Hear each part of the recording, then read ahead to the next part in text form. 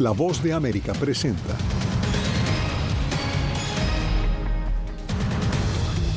Presidente Maduro pide al Tribunal Supremo dirimir el resultado electoral mientras aumentan las muertes de manifestantes que pedían transparencia. La OEA celebra una sesión de emergencia para definir respuestas regionales a la crisis venezolana. Líder de Hamás es asesinado en Teherán. La ONU asegura que el ataque representa una peligrosa escalada del conflicto. Y el presidente Biden urge al Congreso a aprobar medidas para combatir la crisis de opioides.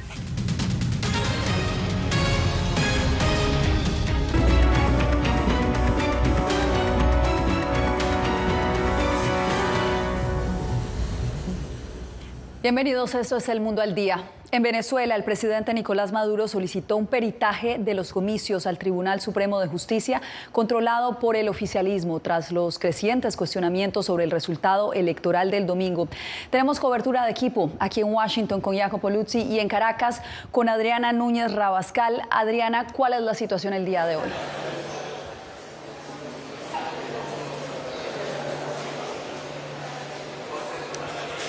Creo que tenemos inconvenientes con la comunicación de Adriana Núñez Rabascal, pero ella nos preparó el siguiente informe. Veamos el informe de Adriana Núñez Rabascal. El presidente de Venezuela, Nicolás Maduro, dijo que presentará ante la justicia los elementos de prueba que acreditan su victoria en las urnas. Que estoy dispuesto a ser convocado, interrogado en todas sus partes, investigado por la sala electoral como candidato presidencial ganador. Doy la cara, me someto a la justicia. Y he dicho más allá que el gran polo patriótico, el Partido Socialista Unido de Venezuela, está listo para presentar el 100% de las actas electorales. Horas antes, el Centro Carter emitió un comunicado en el que advirtió que la elección de Venezuela no puede ser considerada democrática, al asegurar que es una grave violación que no se hayan presentado los resultados desglosados por cada mesa de votación.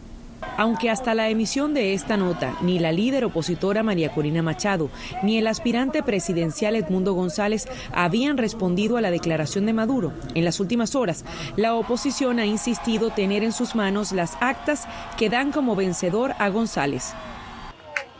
Que no pretendan buscarnos para negociar resultados.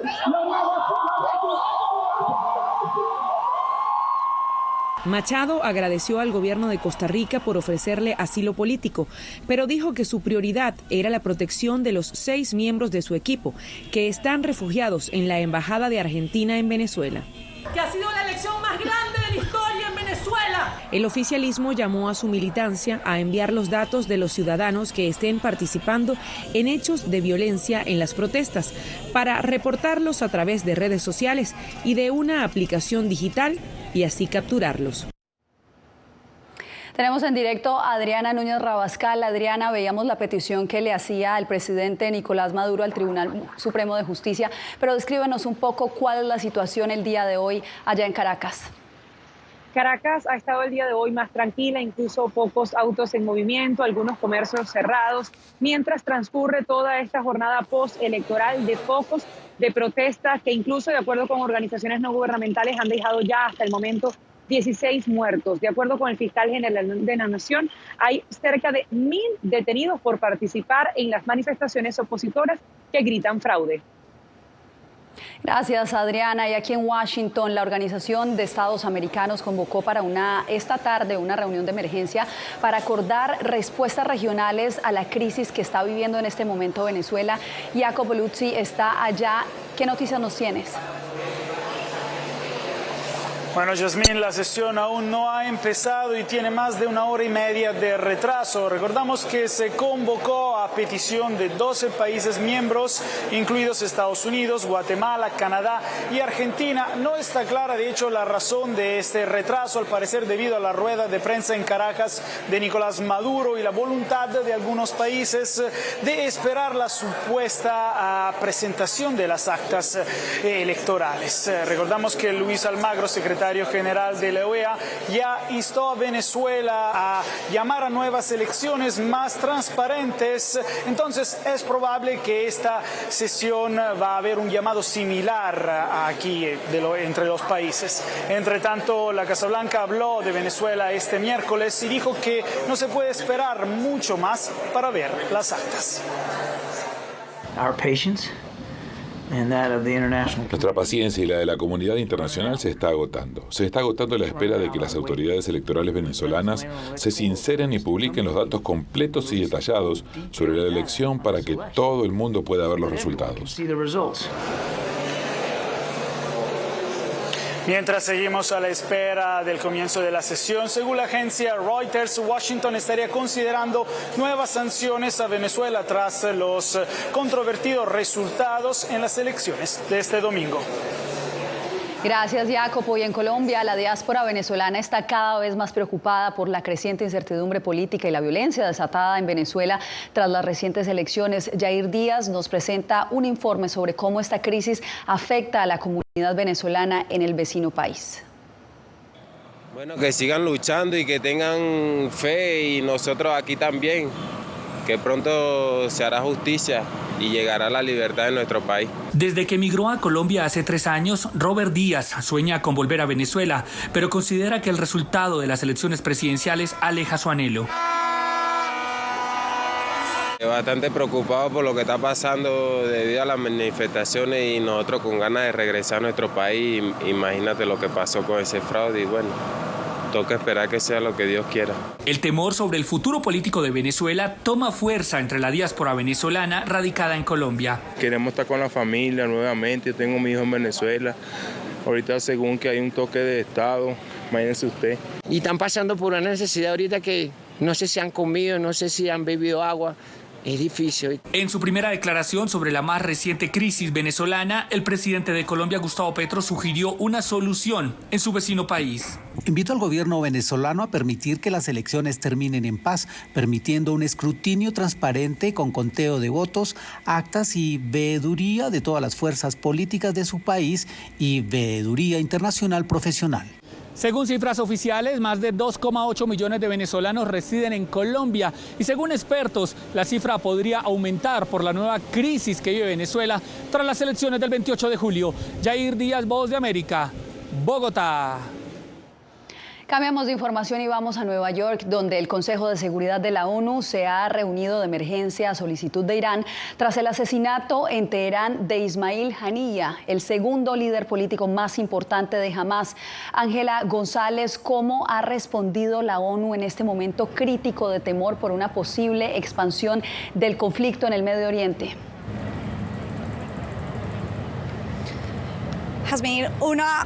Yasmín, el secretario general de la ONU, en palabras de su vocero, expresó que justamente este ataque constituye una violación a la soberanía de Irán y también instó a las naciones a desescalar el conflicto. Sin embargo, Israel permanece desafiante, mientras la misión de Irán en su red social ha dicho que el perpetrador de este ataque se arrepentirá. Irán y el movimiento fundamentalista palestino acusan a Israel de asesinar al jefe político de Hamás, Ismail Haniyeh, en la residencia donde se alojaba en Teherán tras asistir a la inauguración del presidente Masoud Pezeshkian. La República Islámica de Irán, en una carta al Consejo de Seguridad de la ONU, pidió la condena inmediata de este organismo de lo que calificaron como un acto terrorista. El secretario general de la ONU, a través de su vocero, dijo que se trataba de una violación a la soberanía iraní. Representan una peligrosa escalada en un momento en el que todos los esfuerzos deberían encaminarse a un alto el fuego en Gaza, la liberación de todos los rehenes israelíes, un aumento masivo de la ayuda humanitaria para los palestinos en Gaza y el retorno a la calma y al otro lado de la línea azul. En lugar de eso, lo que estamos viendo son esfuerzos para socavar estos objetivos. Estados Unidos dijo no haber estado involucrado en el ataque en Teherán. Haniyeh es el segundo líder de un grupo militante respaldado por Irán asesinado en una semana. El martes, un ataque en Beirut mató al líder de Hezbollah, Fuad Shukur. Israel se atribuyó el ataque. He visto los reportes y todo lo que puedo decirles ahora es que creo que nada resta importancia a lograr el alto el fuego, que es evidentemente en interés de los rehenes y de traerlos a casa. Es evidentemente en interés de los palestinos, que sufren terriblemente todos los días. Países como Qatar, Rusia y China condenaron este ataque. Por su parte, el primer ministro israelí Benjamín Netanyahu no se atribuyó la operación y así reaccionó. Estamos preparados para cualquier escenario y nos mantendremos unidos y decididos ante cualquier amenaza. Israel cobrará un alto precio por cualquier agresión contra nosotros desde cualquier zona. Y en este momento el Consejo de Seguridad se encuentra reunido a petición de Irán y justamente se espera conocer si emitirán alguna resolución o cuál será la reacción. Este mes ha sido presidido por Rusia, que justamente termina hoy. En el mes de agosto, Sierra Leona presidirá y se espera también conocer cuáles serán las políticas y los parámetros al respecto. Yasmín. Quedamos atentos de las conclusiones, Ángela, gracias. Y nuevamente, aquí en Washington, la Casa Blanca propone la aprobación de sanciones más severas para traficantes de drogas sintéticas, con la meta de frenar la crisis de opioides que vive Estados Unidos. Carolina Valladares nos amplía. A 3 meses de las elecciones, la lucha contra el fentanilo toma fuerza entre las prioridades de la Casa Blanca, con el anuncio este miércoles de varias propuestas para frenar la actual pandemia. Piden al Congreso que apruebe una legislación que cerraría las lagunas jurídicas clave que explotan los narcotraficantes, aumentaría las sanciones a los narcotraficantes y otras cosas. Otra de las medidas es la aprobación de una legislación bipartidista que establezca un registro de prensadoras de pastillas y tabletas. En el comunicado emitido por la Casa Blanca, el presidente Joe Biden también instó al Congreso a aprobar el acuerdo bipartidista de seguridad fronteriza que proporciona fondos para más agentes fronterizos y más máquinas de detección de drogas. No obstante, para que las propuestas de Biden salgan adelante, deberán contar con el apoyo del Partido Republicano, algo que se atisba difícil en un Congreso dividido. Los republicanos del Congreso deben dejar de anteponer la política partidista a la seguridad estadounidense y nacional. Los esfuerzos de la administración Biden para frenar este flagelo tienen lugar en medio de crecientes críticas del republicano Donald Trump a su rival demócrata Kamala Harris, a quien culpa del aumento de los cruces ilegales desde México a Estados Unidos durante la administración Biden. La administración Biden-Harris ha deportado solo el 4.4% de los más de 9.6 millones de ilegales encontrados en la frontera. Los republicanos de la Cámara de Representantes aprobaron la pasada semana una resolución simbólica criticando el trabajo de Harris en la frontera durante la administración Biden. En los últimos 5 meses incautaron más de 442 millones de dosis de fentanilo en las fronteras de Estados Unidos, según la Casa Blanca. Carolina Valladares, Voz de América, Washington.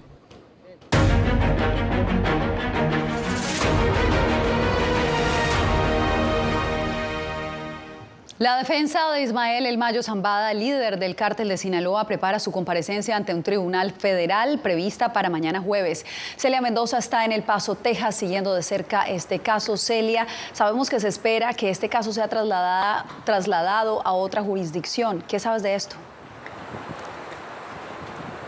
Así es, el Departamento de Justicia y en este caso en particular el fiscal general Merrick Garland estará analizando durante los próximos días qué jurisdicción llevará el caso. Sabemos que hay diferentes querellas legales en contra del Mayo Zambada en áreas como Nueva York, Chicago, San Diego, entre otras. Y definitivamente esto determinará a dónde es trasladado. El anuncio se hará la próxima semana de acuerdo a la información que La Voz de América ha obtenido y esto sentará la manera en la que se va a determinar este caso. Una semana después de su detención, Ismael El Mayo Zambada, de 74 años y presunto cofundador del cártel de Sinaloa, regresará este jueves 1 de agosto de manera presencial ante la jueza federal Kathleen Cardone. Zambada ya se declaró no culpable de los 12 cargos presentados en su contra, que incluyen asociación ilícita para traficar narcóticos, posesión ilegal de armas y homicidio, entre otros. El abogado Frank Pérez de Mayo Zambada dice que fue secuestrado, que 6 individuos uniformados con Joaquín Guzmán Loera lo asaltaron, lo tiraron al piso lo golpearon y lo secuestraron. La defensa de Zambada ha cuestionado la manera en la que su cliente fue arrestado, pero Mike Vigil, exagente de la DEA, pone en duda la versión del abogado. Estamos hablando del jefe del cartel de Sinaloa y quién piensa que él anda solo sin seguridad. Vigil insiste en el hecho de que durante décadas Zambada ha logrado evadir a sus enemigos y a las autoridades, que ofrecían una recompensa de $15 millones sobre su cabeza. El arresto de Ismael Zambada García, más conocido como El Mayo, uno de los presuntos fundadores y líderes del cártel de Sinaloa, golpea el corazón del cártel, que es responsable de la mayoría de las drogas, incluidas el fentanilo y la metanfetamina, que mata a los estadounidenses de costa a costa. Ismael Zambada tiene problemas de salud y, según Vigil, para lograr beneficios tendrá que colaborar. La DEA continuará buscando justicia para evitar que la vida de un estadounidense se pierda y trabajará incansablemente para evitar más muertes innecesarias y perseguir a los responsables. De llegar a un acuerdo, la Fiscalía con Zambada tendrían hasta el 11 de septiembre para poder presentar estos documentos ante la Corte, de acuerdo a la información judicial que hay en el récord. Una de las grandes preocupaciones de la defensa es el hecho de que existe la posibilidad de que cualquiera de las fiscalías pueda buscar la pena de muerte, ya que no fue extraditado en un acuerdo regular, sino detenido aquí en los Estados Unidos. Celia, gracias. Y en breve, espere. Donald Trump asegura que los estadounidenses no tendrán que votar de nuevo si él gana las elecciones. ¿Qué podría significar esta promesa? En breve les contamos.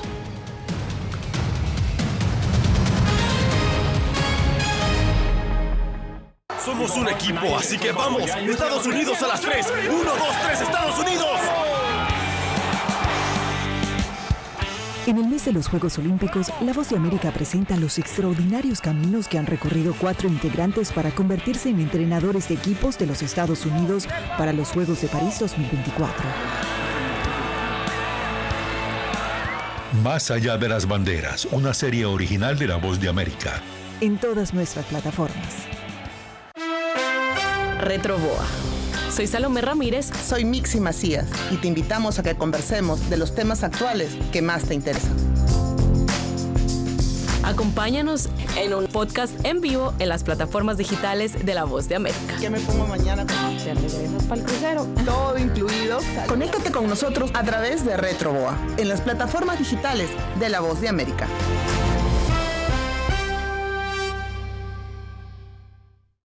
Soy Yair Díaz, corresponsal de La Voz de América en Colombia. El reto de informarte de manera veraz, precisa y objetiva en un mundo donde la verdad es cada vez más difusa es lo que me motiva a trabajar en La Voz de América. 35 vehículos militares que recibirá Colombia. Desde las calles de Bogotá, desde donde ocurren las noticias que más te impactan, te informamos de manera independiente para que, con base en hechos, te formes tu propia opinión, porque en La Voz de América la prensa libre importa.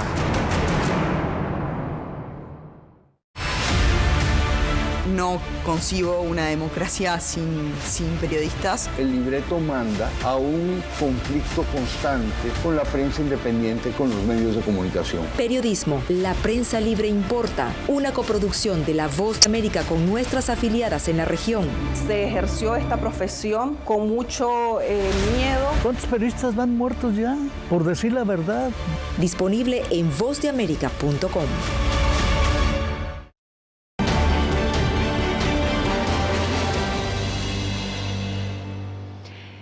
En la campaña presidencial de Estados Unidos, la promesa del candidato republicano Donald Trump de que los ciudadanos no tendrán que volver a votar si él gana las elecciones está generando dudas y cuestionamientos. Laura Sepúlveda nos ofrece una actualización sobre el avance de ambas campañas. Protestas recibieron al republicano Donald Trump a las afueras de la Convención Nacional de Periodistas Afrodescendientes, evento al que se dio inicio con preguntas directas al exmandatario, quien no apreció el tono. Nunca me habían hecho una pregunta tan horrible. La primera pregunta ni siquiera dice sola, ¿cómo estás? ¿Eres de ABC? Porque creo que eso era una cadena de noticias falsas y una cadena terrible. Entre tanto, su rival demócrata Kamala Harris se ha referido a un posible debate entre ambos. Él dice que no debatirá, pero él y su compañero de fórmula parecen tener mucho que decir sobre mí. Bueno, Donald, espero que reconsidere la posibilidad de encontrarse conmigo en el escenario del debate. Faltando 97 días para las elecciones, las campañas no paran, ni las promesas. Tienen que salir a votar. En 4 años no tendrán que votar de nuevo. Lo habremos solucionado tanto que no tendrán que votar. Estados Unidos cada 4 años vota para elegir presidente, por lo que sus comentarios han generado cuestionamientos e incluso periodistas le han preguntado el significado de sus palabras, ante lo que él repitió lo dicho.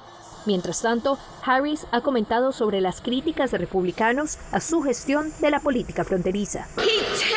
Él hizo fracasar el acuerdo bipartidista pensando que eso lo ayudaría a ganar una elección, lo que demuestra que a Donald Trump no le importa la seguridad fronteriza, solo le importa él mismo. Expertos han expresado preocupación respecto a que las campañas suelen enfocarse más en criticar al adversario que en promover iniciativas propias. Laura Sepúlveda, Voz de América.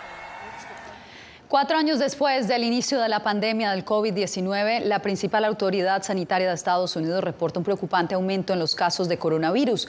José Pernalete consultó a expertos que alertan sobre una ola de infecciones impulsadas por nuevas variantes del virus.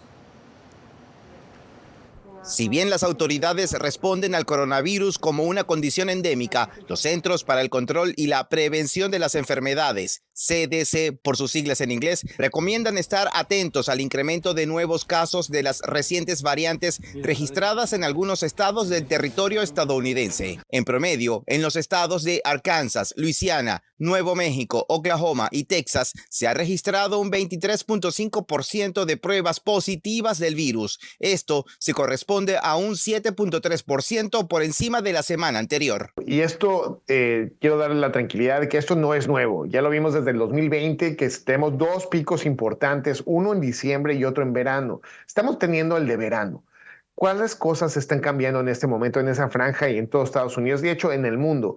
Sabemos que la nueva variante es mucho menos letal, pero al mismo tiempo mucho más contagiosa. A lo largo de la nación, los casos positivos aumentaron 1.3% con respecto a los 7 días previos, según los CDC. La muestra incluye también las pruebas caseras. Los expertos en salud pública destacan que no necesariamente el contagio involucra urgencia de hospitalización. Los síntomas, afortunadamente, de esta nueva variante, pues son menores. Solamente da dolor de cabeza, da dolor de garganta, puede dar tos. Sin embargo, el riesgo persiste en aquellas personas vulnerables como niños o adultos de edad avanzada y quienes cuenten con sistemas inmunológicos comprometidos. Se insiste en la inmunización con las vacunas aprobadas, incluso además del COVID, tomar en cuenta protegerse contra la influenza al mismo tiempo. José Pernalete, Voz de América, Miami. En instantes, el calor extremo impacta a Estados Unidos con temperaturas récords que afectan a millones. En Arizona, la cifra de muertos sigue aumentando.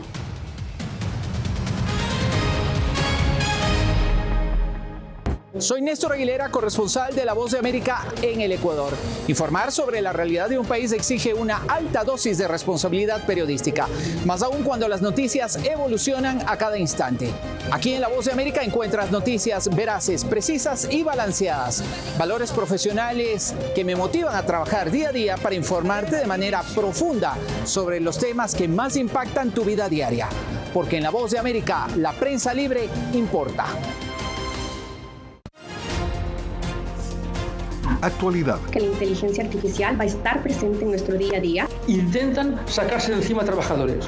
Análisis. El cambio climático está teniendo muchísimos impactos que afecta siempre a los más vulnerables. La región necesita ayuda. Debate. Proteger a las escuelas con armamentos. Es una total ridícula, es algo inverosímil. Con la información más allá de los titulares. Todas las semanas por La Voz de América. Desde Washington, le saluda Gonzalo Abarca. ¿Quieres mantenerte informado de primera mano? Únete a nuestro canal de WhatsApp. Lo que ocurre en Estados Unidos, América Latina y el mundo directamente a tu celular. Escanea el código que ves en pantalla y conéctate con las noticias para recibir información veraz y balanceada.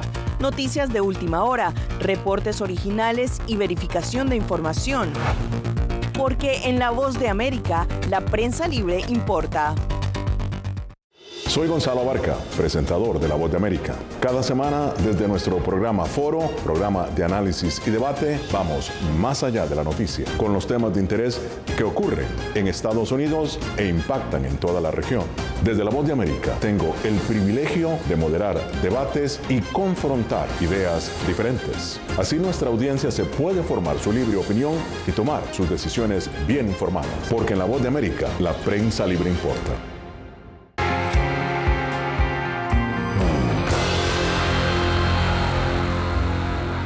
Las altas temperaturas continúan afectando gran parte de Estados Unidos, con especial intensidad en el área metropolitana de Phoenix, donde se reportan muertes relacionadas con el calor y un aumento en los casos de ahogamientos de personas. Rubén Pereira nos brinda más detalles. Este verano, los bomberos de Phoenix empezaron a utilizar una técnica de enfriamiento para las personas que sufren de golpe de calor. Lo que hace esta bolsa, tiene un zipper aquí. Lo abrimos, ponemos el paciente adentro y rápidamente agarramos hielo y lo ponemos en partes para tratar de enfriar el paciente rápidamente. Y es que el calor en el condado Maricopa puede ser mortal. En lo que va de este año, se han confirmado 37 decesos y 438 están bajo investigación. Un calor extremo que sufren estos trabajadores. Hace 3 días estaba a 118 en otra propiedad que nosotros estábamos. Ahí me adelanté, que al otro día ya no pude venir a trabajar. Aquí en Arizona, como en otros estados del país, tanto niños, jóvenes y adultos utilizan las albercas, ríos y lagos para refrescarse ante el calor extremo. Sin embargo, estos lugares también resultan mortales. En lo que va de este año se han reportado 49 muertes por ahogamiento en los condados Maricopa y Pinal, incluyendo 18 menores de edad. Muchas veces la gente que está cuidando a los niños que están nadando, ellos mismos no saben nadar. Y aunque está bueno tener a alguien vigilando a los niños, siempre tiene que ser alguien que sepa nadar. Los ahogamientos son 100% prevenibles. Por eso, no solo es necesario saber nadar y tener constante vigilancia con los niños, sino también saber clases de resucitación cardiopulmonar. No nomás para las emergencias de las albercas. Rubén Pereira, Voz de América, Phoenix, Arizona. Más información en El Mundo al Día. Quédese con nosotros. Hola, soy Natalí Salas Guaitero, conductora de La Voz de América. Desde pequeña desarrollé un gran deseo por darle voz a aquellos que son invisibles por una u otra razón. Ya ha sido reforzada. Me enorgullece ser parte de La Voz de América, un equipo en el que la ética y la búsqueda de la verdad siempre son el norte. Ser periodista es una gran responsabilidad porque somos defensores de principios de libertad y para mantenerlos, la prensa libre importa.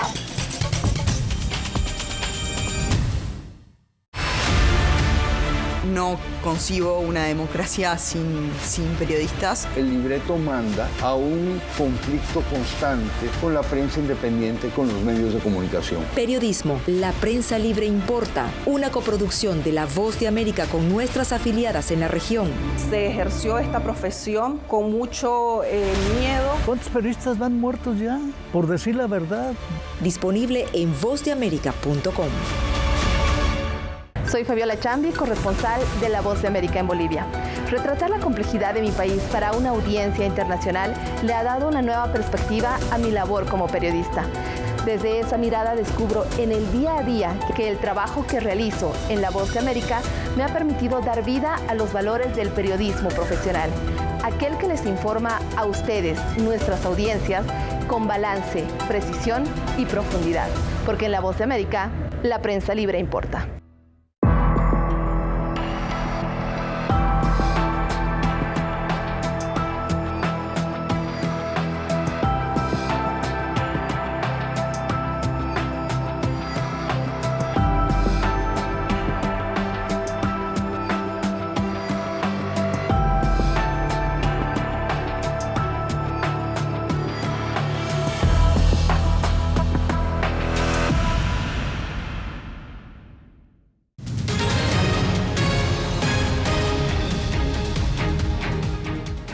Simone Biles logró su quinta medalla de oro olímpica al triunfar al final por equipos de gimnasia femenina en los Juegos Olímpicos de París.